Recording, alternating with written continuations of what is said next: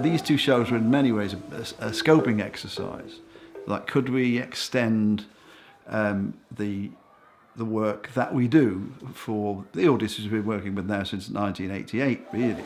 Splish is a pool show, which is something that we've done before, and I have been involved with designing elements for the pool shows for at least 2 pool shows.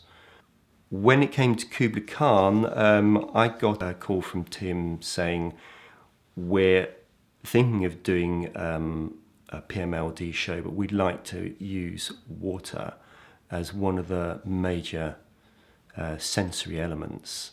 And that was coming out of his work with a Russian company who were doing a lot of work with deafblind adults.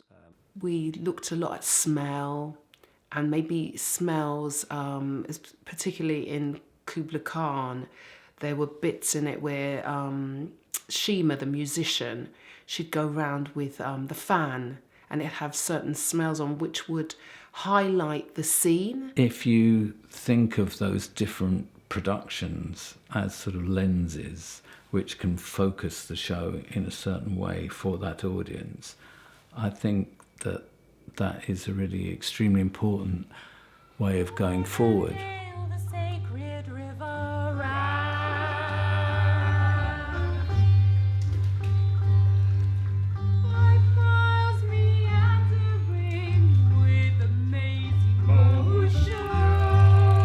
We took Kubla Khan in its theatre form as being a river trip down the River Styx. So you were going along things that were certainly in the poem, like the caverns measureless to man, and you could appreciate it just, there it is, we're on a trip down a river, but we're also on a psychological voyage in which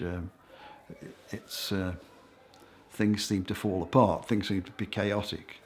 But the pride and joy of the piece was this wonderfully carved river channel. The concept behind the water troughs was to bring the river to the participants. We expected to have a huge range of participants, and really we wanted to tell that story with every sense that was available. And so we brought the river to them, and we wanted to have all the sensations that you get from interactions with flowing water, the sensations you have at the beach, so textures of pebbles, textures of sand, the water arriving, the water leaving, drying your hands afterwards, changes in water temperature, throwing in ice cubes, how do ice cubes feel? So that was developed as part of the storytelling strand, and that was quite a new technical area for us. We did something that we'd never really done much of before, which is use real sound in the show. There's the bit about voices prophesying war, and Tim was determined to get this in. He wanted every side of the vision in there, the good and the bad, the dark and the light. And so we decided to approach that as sort of sound design, sound art. So everyone said, although the exact percentages are a matter for discussion, bass sounds you don't just hear, you may well feel up to 10% of it with your body, deep bass sounds. We made sure all the speakers were as close to the audience as they possibly could. We made sure that everything came through these sub-basses. We made sure that the performers took you through the sound art experience so that they were holding you and kind of giving it a whole visceral feel that took you beyond just the sound of it.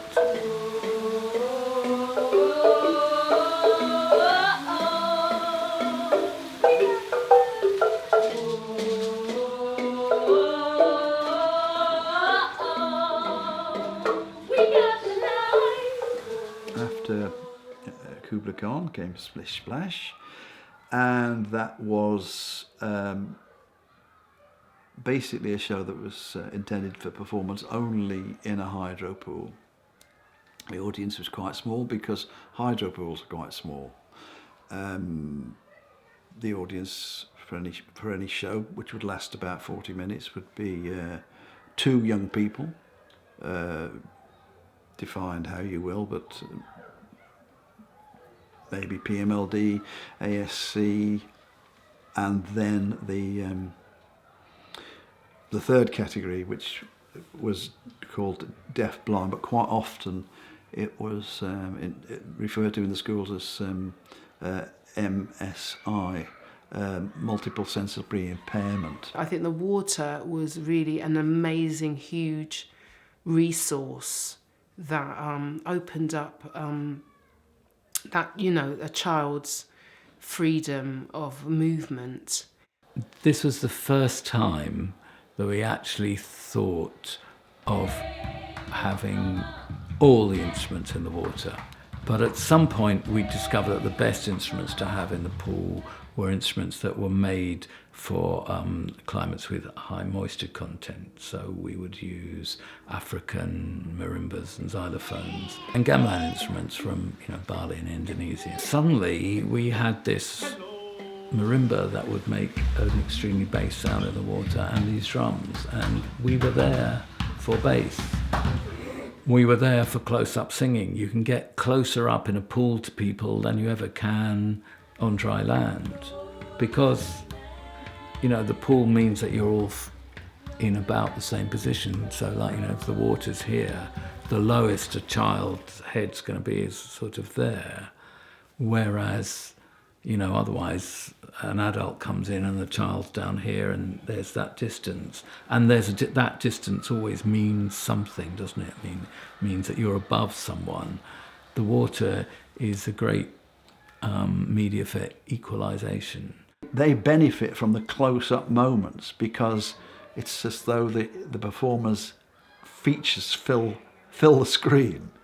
And if you can hear a bit, you can certainly hear better if you're closer. If you can see a bit, you can just see more if you're closer.